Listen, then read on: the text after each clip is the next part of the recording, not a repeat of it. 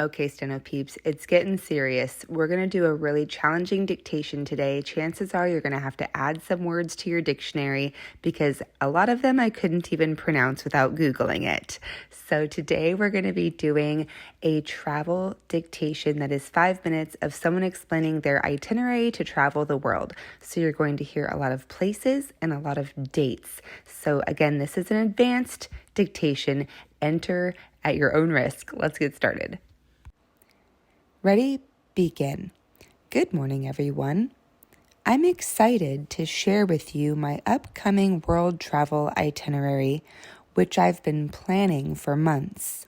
This trip is a dream come true, and I can't wait to embark on this incredible journey.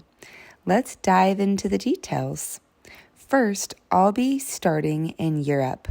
My flight departs from New York on June 1st, and I'll land in London the following day. I plan to spend a week in the UK exploring iconic sites like Buckingham Palace, the Tower of London, and the British Museum. I'll also take a day trip to Stonehenge and Bath. From London, I'll take the Eurostar to Paris, where I'll spend another week. In Paris, I'll visit the Eiffel Tower, the Louvre, and take a leisurely cruise along the Seine River. I'm particularly excited about a day trip to the Palace of Versailles. Next, I'll travel to Italy. I'll fly from Paris to Rome on June 15th. In Rome, I'll spend 4 days visiting the Colosseum, the Vatican, and the Roman Forum. After Rome, I'll take a train to Florence, where I'll stay for 3 days to see the Uffizi Gallery, the Florence Cathedral, and take a day trip to Pisa to see the Leaning Tower. From Florence, I'll head to Venice for 2 days to experience the canals, St. Mark's Basilica, and the Doge's Palace. On June 25th, I'll fly from Venice to Athens, Greece.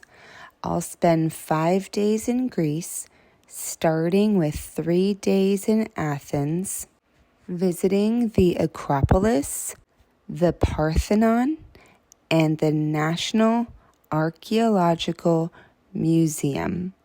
Then I'll take the ferry to Santorini for 2 days to relax and enjoy the stunning views and beautiful sunsets. Leaving Europe, I'll head to Asia, beginning with Japan. On July 1st, I'll fly from Athens to Tokyo. In Japan, I'll spend a week exploring Tokyo's bustling neighborhoods, visiting the Meiji Shrine, and taking a day trip to Mount Fuji. After Tokyo, I'll take the Shinkansen to Kyoto for 4 days to experience its beautiful temples, traditional tea houses, and the famous Arashiyama bamboo grove. From Japan, I'll fly to Thailand on July 12th. I'll start with 3 days in Bangkok, visiting the Grand Palace Wat Pho, and taking a boat tour of the Chao Phraya River. After Bangkok, I'll spend 5 days on the island of Phuket to enjoy the beaches, go snorkeling, and explore the nearby Phi Phi Islands. Next, I'll head to Australia. On July 20th, I'll fly from Phuket to Sydney. In Sydney, I'll spend 5 days visiting the Sydney Opera House, Bondi Beach, and taking a day trip to the Blue Mountains. Then I'll fly to Cairns to spend 3 days exploring the Great Barrier Reef and the Daintree Rainforest. From Australia, I'll travel to South America. On August 1st, I'll fly to Buenos Aires, Argentina. I'll spend 4 days in Buenos Aires, experiencing its vibrant culture, visiting the Recoleta Cemetery, and taking a tango lesson. After Buenos Aires, I'll fly to the Rio de Janeiro, Brazil for 5 days. In Rio, I'll visit Christ the Redeemer, Sugarloaf Mountain, and enjoy the famous Copacabana Beach. Finally, I'll conclude my trip in Africa. On August 10th, I'll fly to Cape Town, South Africa. I'll spend 5 days in Cape Town visiting Table Mountain, Robben Island, and taking a tour of the Cape Winelands.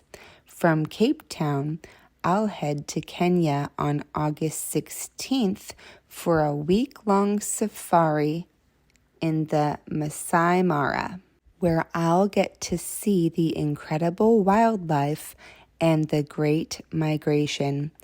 I'll be back in New York on August 24th, just in time to share all my amazing experiences with you. This itinerary covers a lot of ground, and I'm thrilled about the diverse cultures, landscapes, and adventures that await me. Thank you for listening, and I can't wait to share more details and photos when I return. Was that crazy or what? I had a really hard time dictating that. I was literally pausing it every 5 seconds to be able to look up the words I was saying, but I really hope that you were able to stick with this one. It's super challenging. It's probably added a good amount of briefs to your dictionary, which is great. So be sure to like it so you can come back to this one if you dare, and I'll be sure to see you on the next dictation.